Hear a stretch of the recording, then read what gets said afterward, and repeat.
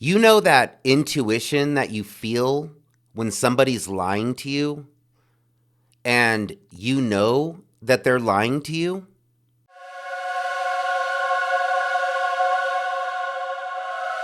Hey everyone, it's Lucky with Unfiltered Lucky. And today I want to talk a little bit about how I got involved with the Idaho 4 crimes. Now, I've been following these crimes since they first were reported on November the 13th of last year, 2022. And I guess what drew my interest was that there were multiple victims and that these were young adults. So it definitely caught my interest. Now, I want to go back to the beginning, which, I know I go back to the beginning in a lot of my videos, but I refer back to the beginning a lot because this is where a lot of the raw information is at.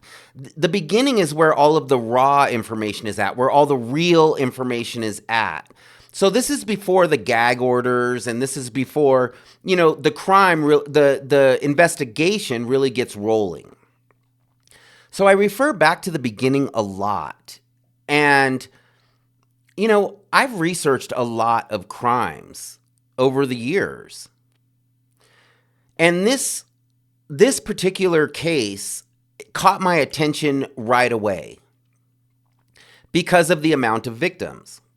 So as I'm watching this press conference on November the 16th, this is the very first press conference conducted by Chief Fry, and he's going to address the public and share some of the details about what happened in the early morning hours of November 13th. So he begins the press conference by talking about the victims. And it's at this point where he tells us that there were 4 victims in this house: Ethan, Maddie, Kaylee, and Xana. Now, I thought it was strange that he really seems to mispronounce their names badly. And I guess that probably wouldn't seem strange to anybody else, but it seemed odd to me because I felt like 72 hours of investigative time has gone by. So I felt like after 72 hours of updates and investigations and, all the information coming in, I felt like he would know their names by then. Like he would at least know how to pronounce their names in this press conference. Now, I mean, that has nothing to do with anything. To me, that just seems odd. But as he's telling us about these crimes, he states that the crimes were committed with a knife. Now, when he says that the crimes were committed with a knife, this is where the confusion begins. Because now I'm thinking there was 4 victims and 1 weapon. So we can assume that one individual, the suspect, was using that 1 weapon and took the lives of 4 individuals with this 1 weapon. And it's a sharp-edged blade. So this is where the confusion begins. Because my first thought is, how did 1 individual get to 4 individuals? How does 1 person contain 4 people in order to take their lives with a sharp-edged blade? How does 1 individual keep someone from running or keep someone, from fighting back? So this is where the confusion begins for me. Now, I noticed that Chief Fry continues to reiterate that there's one suspect. He continues to say the individual, the suspect. So he's basically what I'm getting from this is that there's one suspect. So now we have one suspect using one weapon and taking the lives of 4 individuals in their house, in their environment. So as he goes on with this press conference, he assures the public that this was an isolated incident, that these 4 victims were targeted in this house. So whoever committed these crimes went into this house specifically to take these 4 victims' lives. And there's no other danger outside of this house. Now, he's assuring the public that this is a targeted attack and an isolated incident, but they still don't have a suspect at this time. So I thought it was very odd that you would reassure the public that they're safe, but you don't have a suspect. So whoever committed these crimes is still out there, is still out in this community. And regardless of whether these victims were targeted, if this suspect has the ability to do this to these 4 victims, then this suspect definitely has the ability to do this to other victims. So it seemed very odd that they would state that they didn't believe that there was any danger to the public or to the community.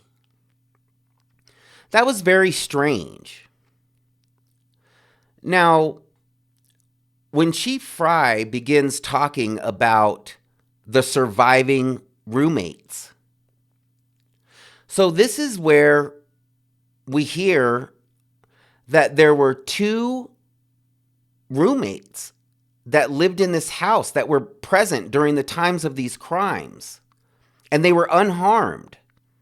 They were never approached by this suspect. They were in the house and they were unharmed. So they were at the house while these crimes were being committed.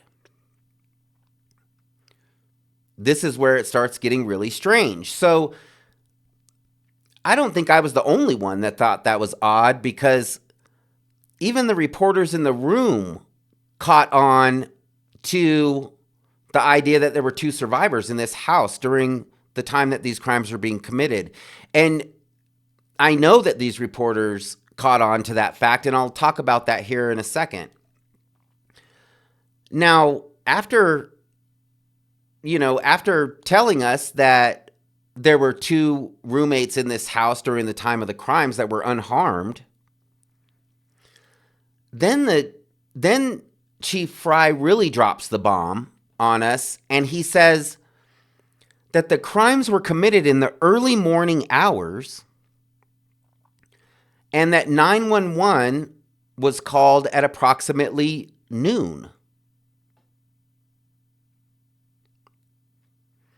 Okay, so now we have 2 surviving roommates that were in this house during the time that these crimes were committed. These crimes were committed in the early morning hours. But a 911 call doesn't come in until noon?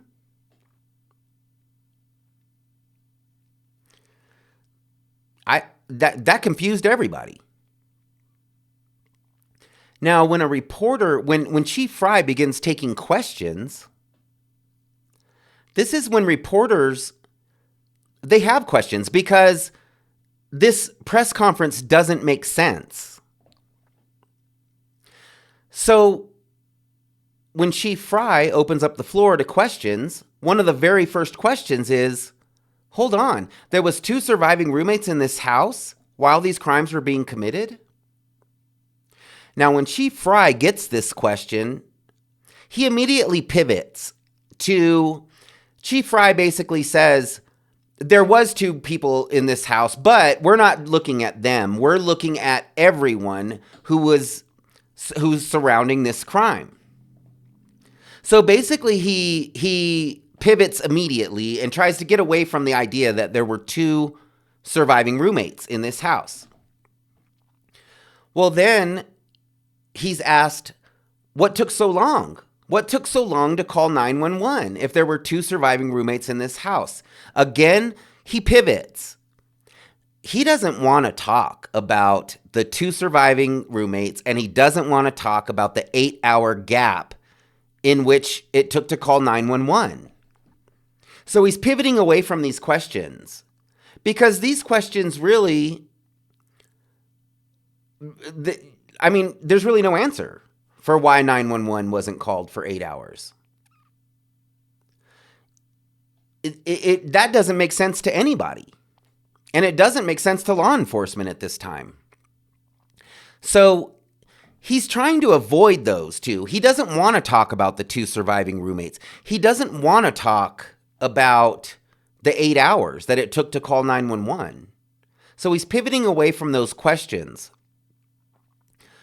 But when the reporter asks him if this was a hostage situation, look at his reaction. If you get an opportunity to watch this press conference, it happened on November 16th. It's only like 35 minutes. If you get a chance to watch this press conference.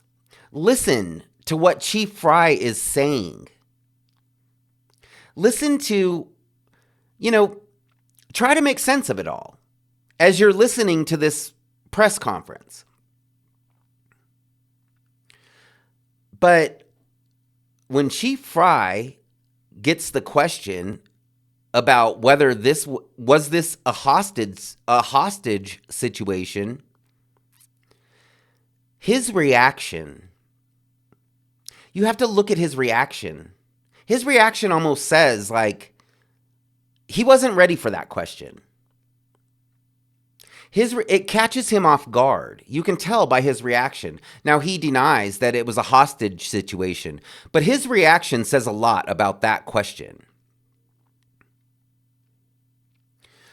Now, these reporters are asking a lot of questions because really what Chief Fry has stated in his press conference doesn't make sense. And this is where it all began for me. This is where I began researching, and I wanted to know more about these crimes because I wasn't buying what was said in this press conference. It just didn't make sense to me. And the more research that I did and the more research that I do, the more it doesn't make sense. These statements made in this press conference were very confusing to everybody, I believe, that was watching this press conference. And that's where a lot of this confusion began. At first I thought, well, maybe it's just me that's confused about these statements and that these statements don't make sense. But then I quickly realized that there was a lot of us who were confused about this press conference. It didn't make sense, and a lot of us realized that it didn't add up. I mean, there's a lot of mystery around this investigation and around this case. And that's why we're all here. We're all here because we want answers. We want to try to find answers. We want to know what happened. And this press conference was the beginning of this journey for me because this information didn't make sense. Now, stay tuned for my next video because I'm going to go back into the PCA.